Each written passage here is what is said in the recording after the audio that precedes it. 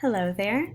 In this presentation, I'm going to be explaining how I have used the Assure model during my presentation over copyright in that lesson for my third grade students. So, for A, analyze learner characteristics. The audience of my lesson is Mrs. Stewart's third grade class. Because I know that they are familiar with using most digital resources, I did keep my lesson just to copyright and fair use terms as opposed to also explaining how to find said resources. So I did not go into, using Google and any sort of other search engine to find their resources. Since there are various learning styles in this class, I tried to use many different examples that students would be familiar with in my presentation.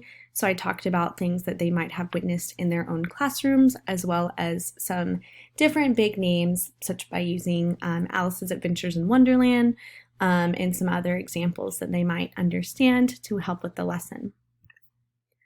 To state my objectives, in this lesson, students are expected to learn the general copyright and fair use terms and rules for online research as they go into their final project for Ms. Stewart's class. A rubric is provided for them to use as they will be taking a short quiz on copyright and fair use policies. This rubric will have some scenarios for them, as well as just some general definition questions for the vocabulary terms that we learned in the lesson. Select, modify, or design materials for the second S. As students are watching this video on their own, they will be utilizing technology for the entirety of the lesson. The quiz that they are taking after the lesson will be on their online classroom, which they have extensive knowledge on knowing how to use. I made sure that they do use this online classroom for a lot of quizzes, and they will be able to use it without many problems. Utilize materials. I will be using a PowerPoint presentation and ScreenPal to share this information with the students and uploading it to their online classroom for them to watch, learn, and take their assessment. And of course, they will have access to the materials as they take their quiz. Require learner response. Before, during, and after, I will also try and have discussion questions with learners in order to gauge understanding and have them participate.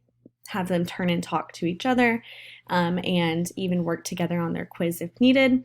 After the lesson, students will be taking a quiz and responding to questions covered in the presentation. For evaluation, evaluation will take place via a quiz on the online classroom as stated before.